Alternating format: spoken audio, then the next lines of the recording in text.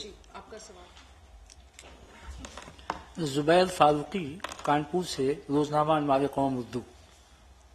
आपने अपनी 40-45 मिनट की ब्रीफिंग में हमको ये बताने की कोशिश की है कि उसके नतीजे में शायद हिंदुस्तान के तमाम शहरों में कोई बगैर छत के नहीं रहेगा। ऐसी बात समझ में आती, लेकिन आपसे मैं ये जानना चाहता हूं कि वाकई जिस कदर कोशिशें की जा रही हैं, जिस कदर प्रोग्राम बनाए जा रहे हैं, उन प्रोग्रामों का इम्प्लीमेंटेशन उन बगैर छत के लोगों के लिए हो भी रहा है कि नहीं हो रहा है? रियासती सरकारें क्या आपकी बातों को उसी तरह से मान रही हैं जिस तरह से आप चाहते हैं? आप जो उनको पैसा दे रहे हैं, क्या वो पैसा उन बगैर छत के लोगों के लिए खर्च हो रहा है कि नहीं हो रहा है?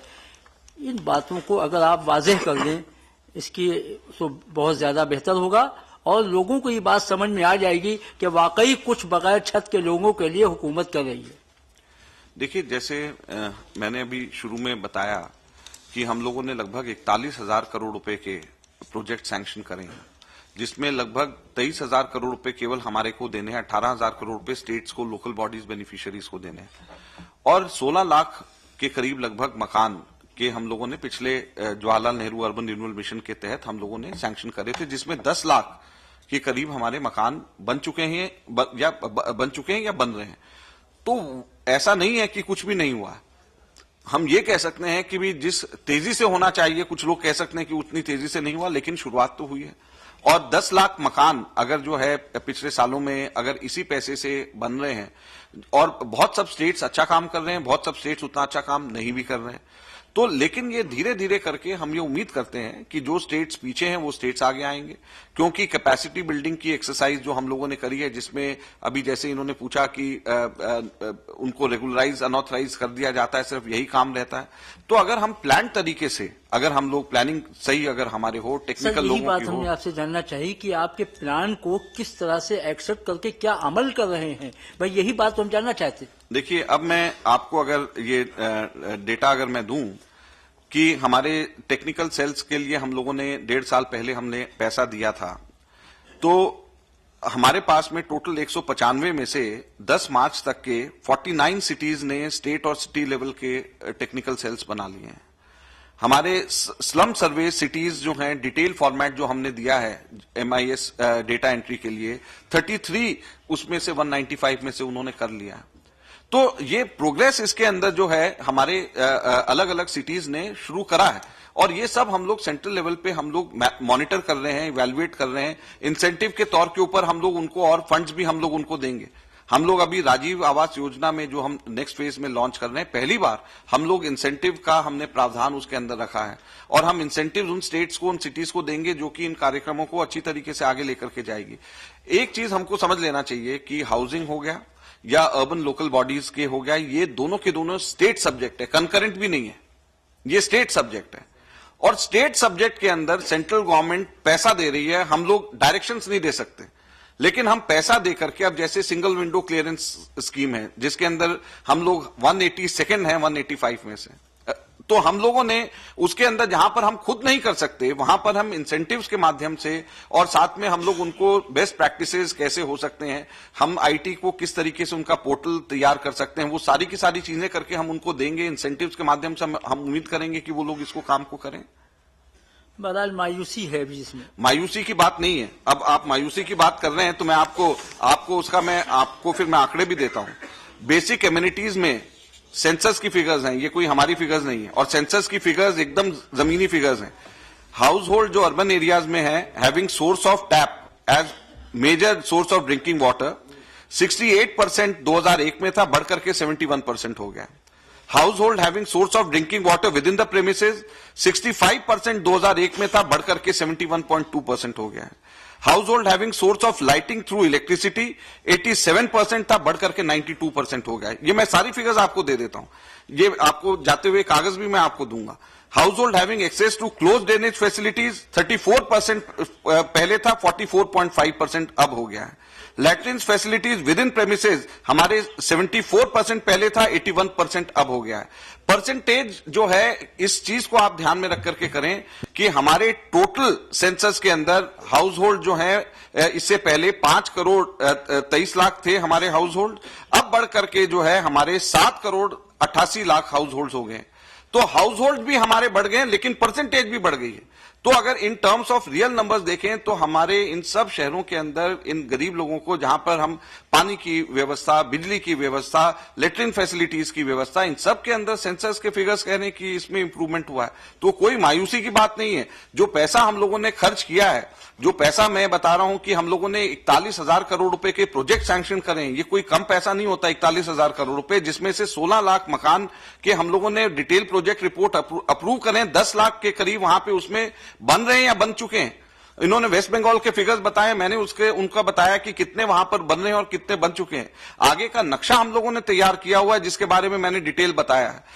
मैंने आपको बताया कि किस प्रकार से सेंट्रल बैंक्स ने 1997 के अंदर 97 में $1.9 बिलियन, अगर आप उसको करोड़ रुपए में अगर करें, 1997 में 7,773 करोड़ रुपए बैंक्स का हाउसिंग के लिए लोन था। 2011 में ये 7,773 करोड़ रुपए से बढ़कर 3,86,000 करोड़ हो गया। तो ये केंद्र सरकार के बैंक 7,700 से 3,86,000 करोड़ रुपए कितने गुना बैंक्स ने जो है लोन हाउसिंग के लिए दिया है। हम लेकिन साथ में इससे भी संतुष्ट नहीं है, क्योंकि इसमें middle income group, higher income group cover हुए हैं। हम लोग चाहते हैं कि इससे कहीं कम पैसे के अंदर लोअर इनकम ग्रुप और इकोनॉमिकली वीकर सेक्शन के लोगों को कवर किया जा सकता है ज्यादा तादाद के अंदर। तो हम ये नहीं कह रहे हैं कि ग्लास पूरा भर गया है, ग्लास भरा है हम लोगों ने, और हमारे ग्लास के अंदर पानी डालने की प्रक्रिया भी जारी है। ये बात बहुत अच्छी लगी थी कि खाने और कपड़े के बाद सबसे बड़ी जरूरत छत की है। बिल्कुल, बस ये अगर पहुंच जाए आपकी कोशिशों से तो शायद गरीबों का कुछ भला हो जाए। वैसे हो नहीं रहा है। मेरी सारी कोशिश आपने नाकाम कर दी। Srilata, you had a question? Hello. Yes, Srilata, Business Standard. You had a question? Little bit about this shelter for the homeless scheme. I mean, what is it like? Is it like a cluster housing scheme, or what is it? And I also wanted to know, this Rajiv Rin Yojana and Rajiv Awas Yojana, and this the credit which is given to beneficiaries, is it only to build houses, or they can buy old houses also for the poor people? You said they yes. could. You've asked two different segments. One is the shelter for the homeless, and the second is this Rajiv Rin Yojana, whether they can buy or whether they can construct a new house. First thing first, as far as the homeless shelter for the homeless is concerned, the target which we have kept is 4,000 shelters for the homeless in the entire 10 years period of this mission. This is the first time we are starting this kind of a scheme.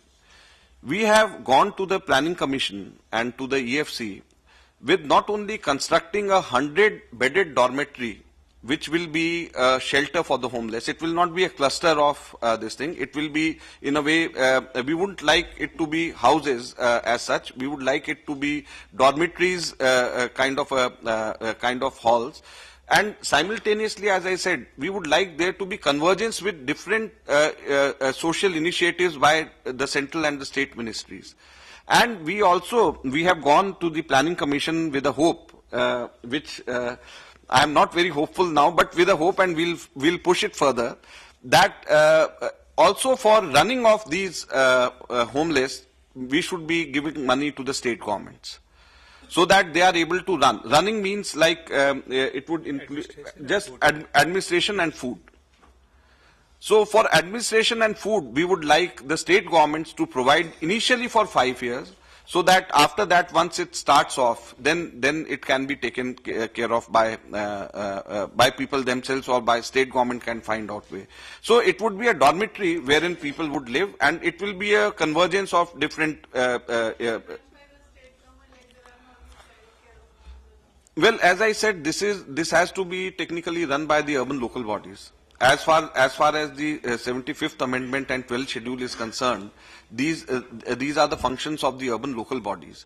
So, yeah, they can give it to the NGOs. We would insist that they give it to the NGOs, but again, as far as the devolution of fund or the construction is concerned, central government on its own can't go there and construct. It has to be through the state government, through urban local bodies, and we would like them to rope in some good NGOs so that they can start this. We have also in this scheme, we have set aside around 5% of the total amount to be spent by the central government directly through some good NGOs, which can be projects for the others to replicate. So we hope that some cities or states which are laggards, which do not, which would not be able to implement it as efficiently as some other states would do, will be able to create some good examples in these cities so that they can replicate it in different parts. As far as the Rajiv Rin Yojana is concerned, in Ishap earlier, it was only for construction of new houses. Now in Rajiv Rin Yojana, what we are suggesting is it should not be only for construction of new houses. It should be construction of it should be addition or alteration or building a new room in their existing houses. Buying the old houses, is it? So far we have not really kept it in Rajiv Rin Yojana, but this buying of house can be taken care of by this urban housing fund, which we are saying would be available to urban poor if they fulfill the criteria of their annual income and the criteria of total area, which we insist should be not more than 60 square meter. Purchase only of new houses, nobody gives money to buy old houses.